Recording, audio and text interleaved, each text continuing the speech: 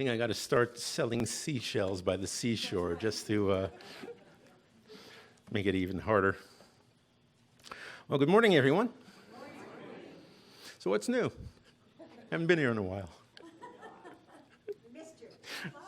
Yeah, new flowers, new, lots of things going on.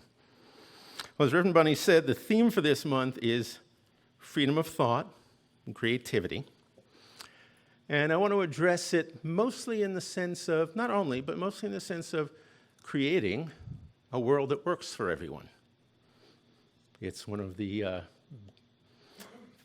principles, one of the things that we're working toward in the religious science movement. So I want to start by looking at, well, what keeps us from being creative?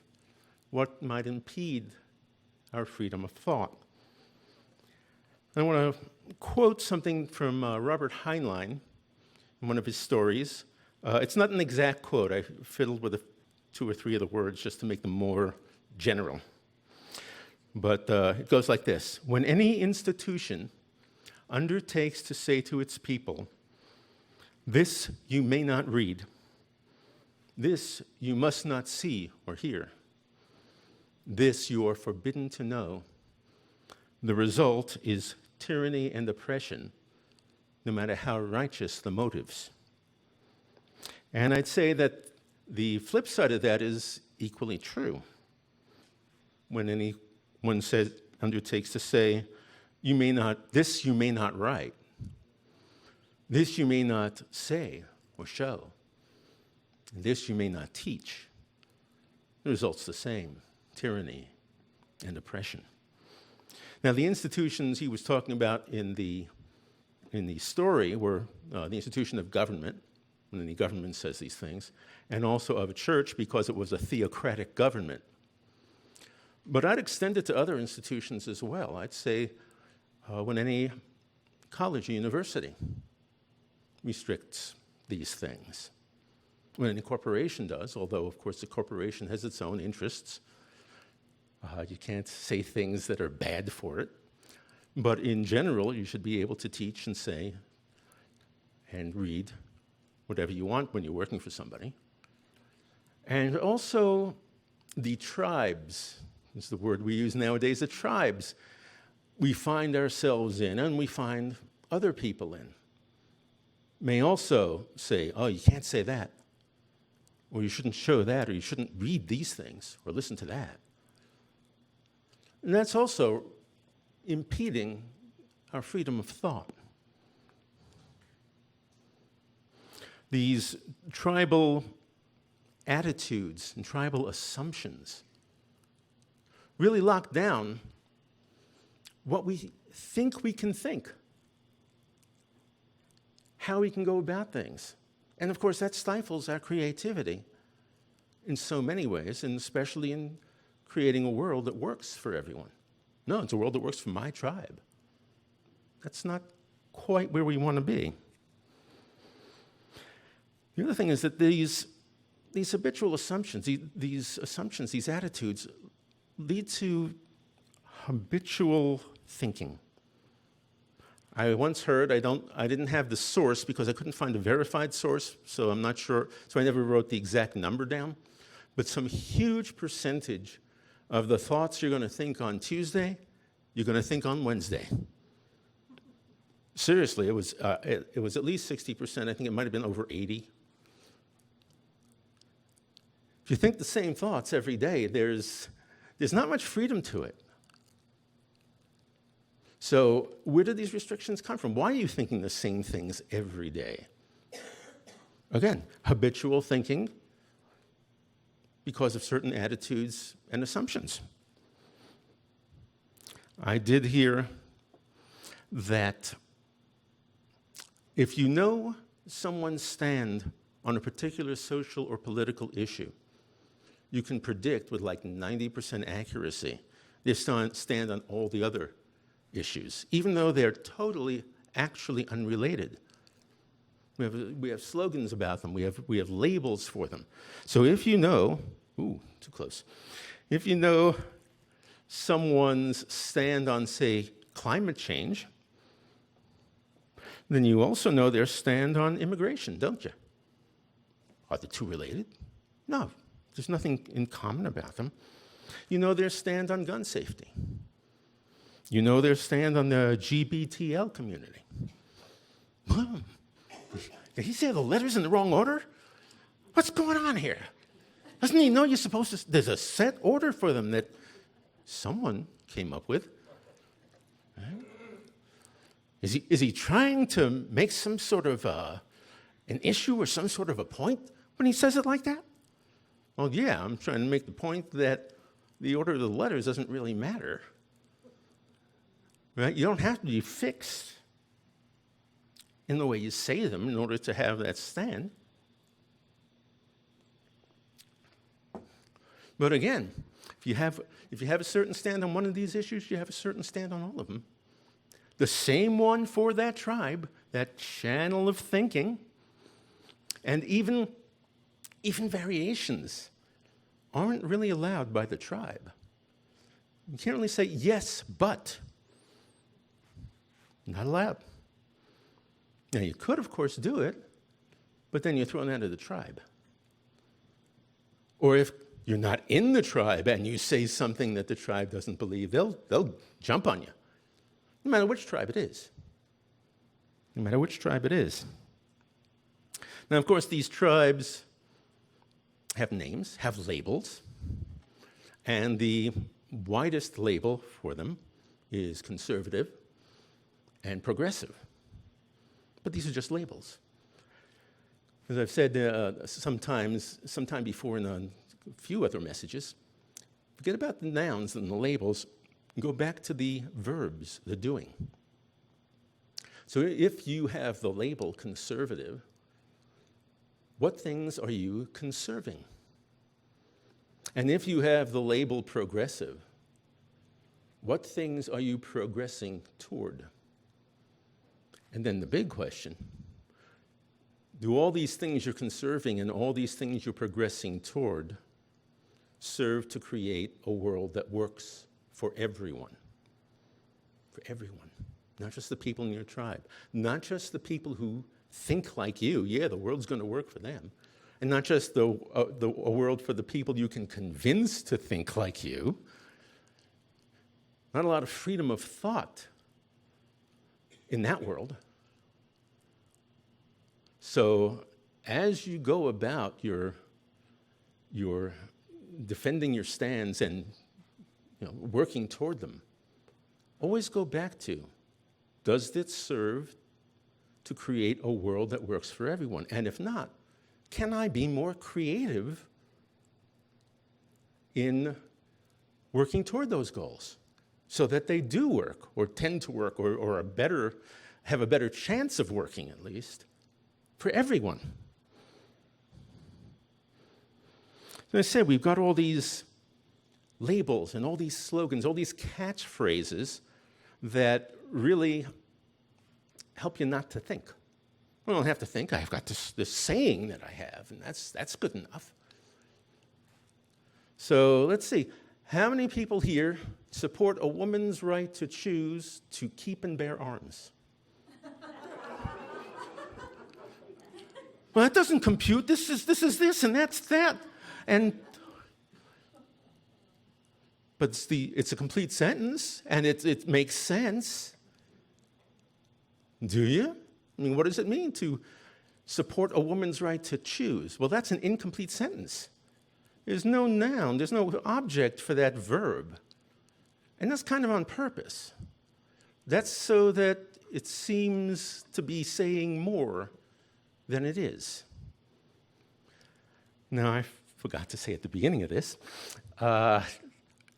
when we engage in this freedom of thought, when we break out of our habitual thinking, we're stretching our thoughts. We're getting out of our comfort zone. And just as you can get out of your comfort zone in what you do, what we're working on here today is getting out of our comfort zones in how and what we think.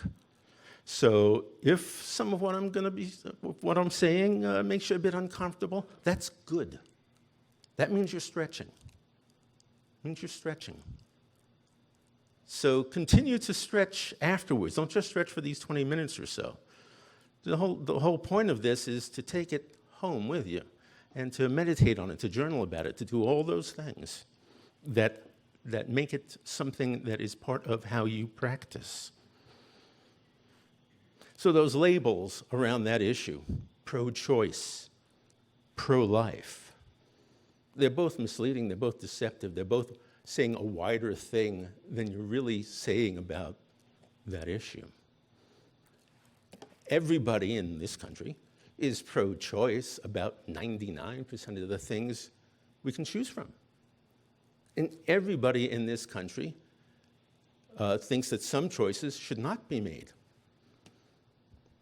Should a baker have the choice about whether or not to bake a wedding cake for a gay wedding? Are you pro-choice about that? Or maybe not. Pro-life. Well, are you pro-life for everyone? Pro-life for Saddam Hussein? Pro-life for, God, I forget his name, the Oklahoma City bomber? Are you pro-life for the roaches in your house? I'm serious. Are you pro-life for the vegetables in your garden? Aren't you going to eat them? So neither of those labels is really true. They're about hiding the truth as much as expressing a position. And in doing that, what do? They restrict our thoughts and make us less creative in solving our social problems. That's why that issue is still an issue. Nobody has really tried to come up with any sort of creative ideas that'll work for everybody. Everybody has decided, I'm going to think this way about this, and I'm not going to budge. And that's no way to have a community. And this city, this state, this country is a community, and hopefully someday this world. Works for everybody. So challenge those slogans. The ones that you repeat, the ones that you say. Take a moment and challenge them. Take a moment every time you hear yourself repeating a slogan or giving a label to something or somebody. Challenge it for yourself. That frees up your thought. That allows you to create new ways of approaching things. Now, I want us all to also challenge not just those slogans and labels around politics and social issues, but the ones we hear here. The ones we hear here that we just sort of repeat and get into what I call that yes trance. So, for instance, we've heard here a number of times and fairly recently, this slogan, anything that changes isn't real. Oh yeah, heard it here recently. I was on, go back and look. Anything that changes isn't real. Is that really something to live by? Look around you, everything in this room changes. The furniture, the walls, the carpet, the ceiling, the people. Is none of it real? Well, what we're getting at here is the actual essence of the thing. That doesn't change.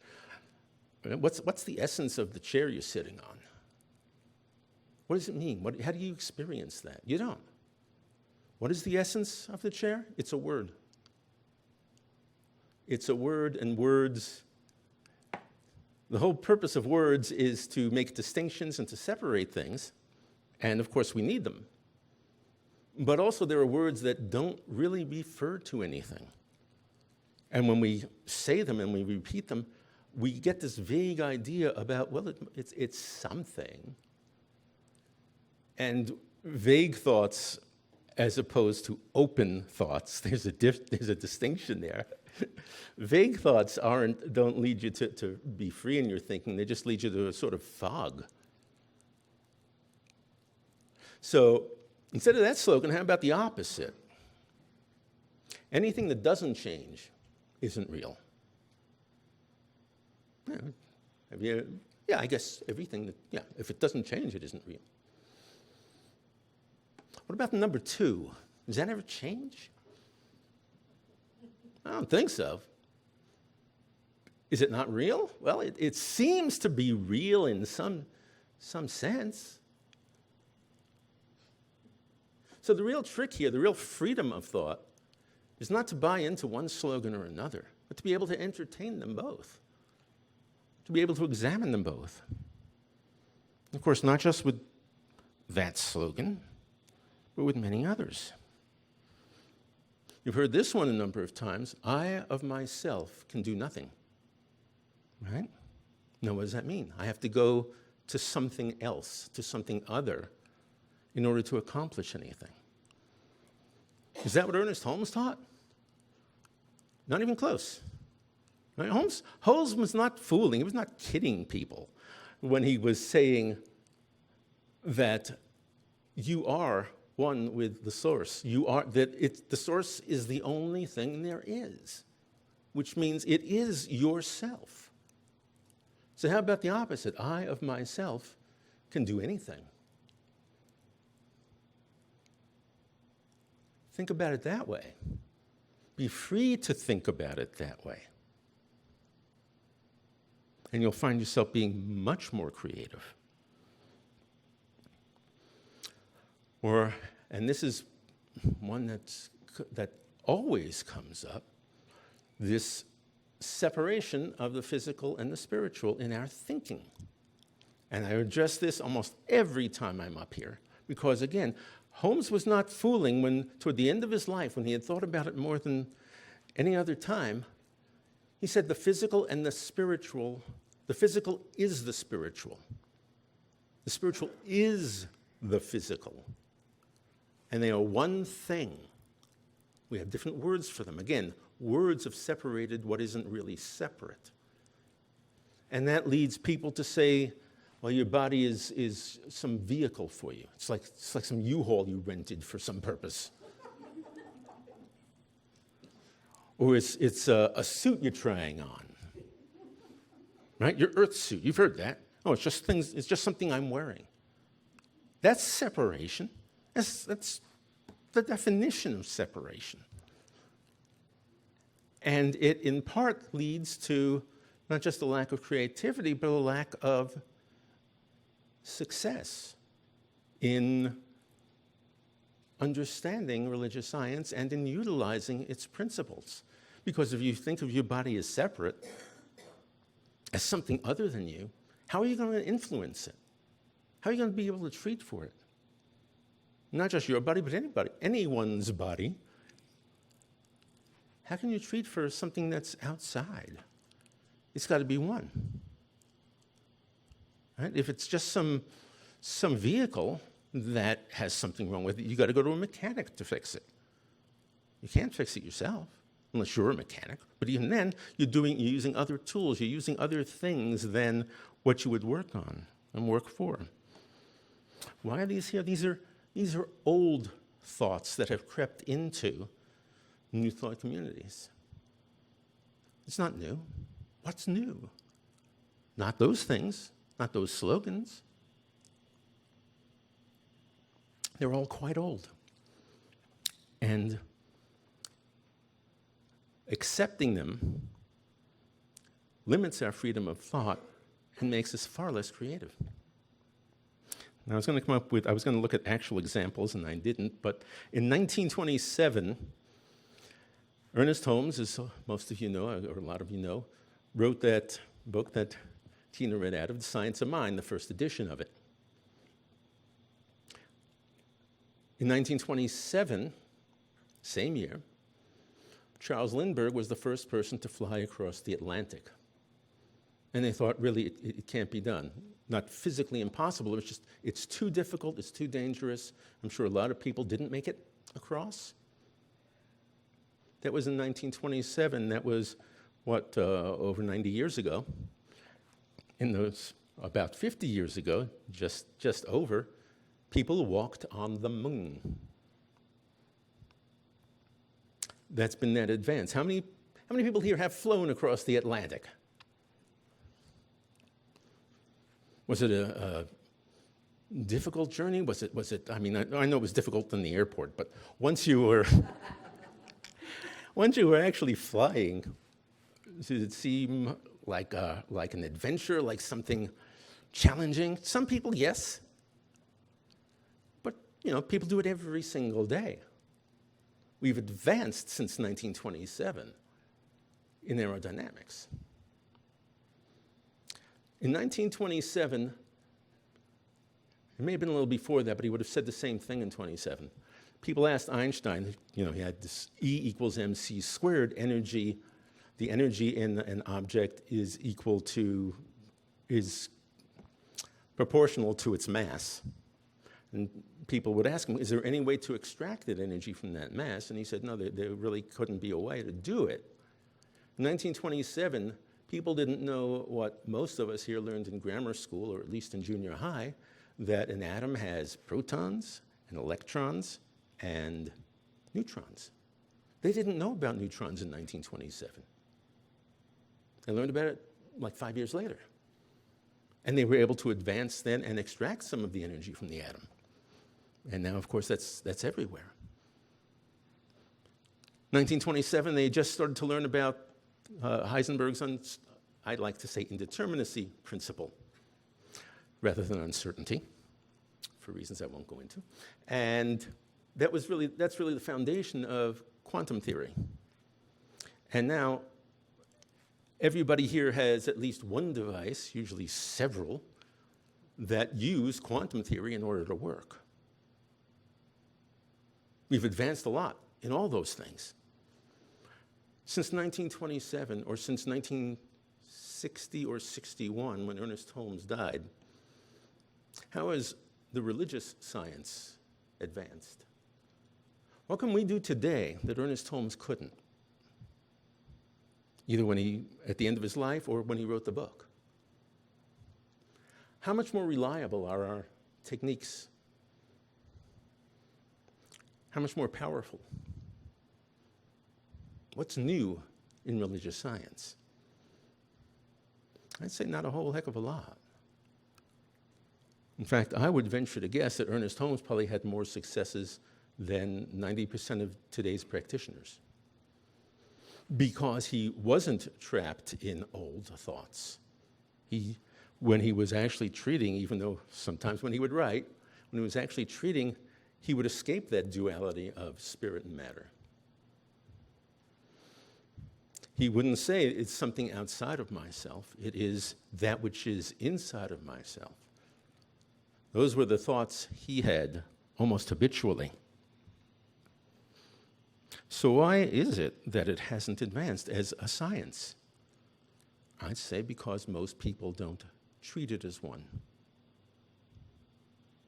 It's more or less religious rather than religious science. And again, not meaning to offend anyone, I think it's because who's in charge of the movement? Where are the scientists? Seriously. It's because it's in charge. The people who lead the movement are all ministers. And ministers think in these religious terms and not in scientific ones, and we have to have a movement that thinks equally in both. It's tricky. Where's research and development in religious science? Did you know that in the policies and procedures of the Home Office, there's actually some, I forget if it's called a division or a department, it's something of research. Try to find out any more about it than what's in the policies and procedures. There isn't anything. There's no research done. There's no trying to find either new techniques, new ways of applying principles, finding where and why things haven't worked. In medicine, when something doesn't work, they try and figure out why. In religious science, when a treatment doesn't lead to a demonstration, we use some sort of escape clause, right? Well, maybe the person didn't come, came here to be sick. Does your doctor ever say that? No. They try and find what they're missing. It's time for the religious science movement to try to find what it's been missing. It's time and past time. There's a saying, if you always do what you've always done, you'll always get what you've always gotten. Well, if you always think what you've always thought, you'll always do what you've always done.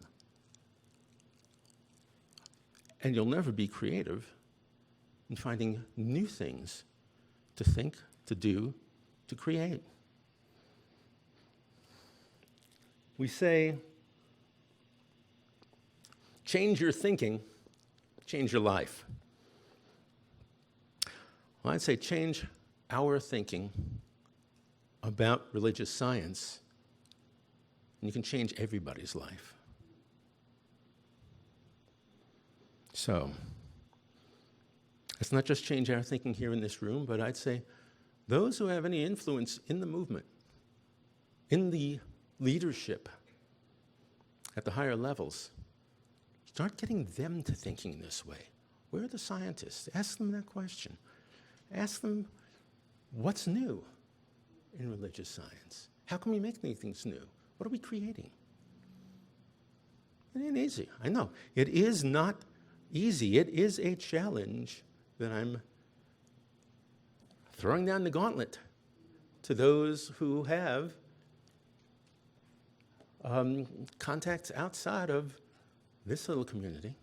It is a challenge. It is difficult. And it is worth it. And so it is.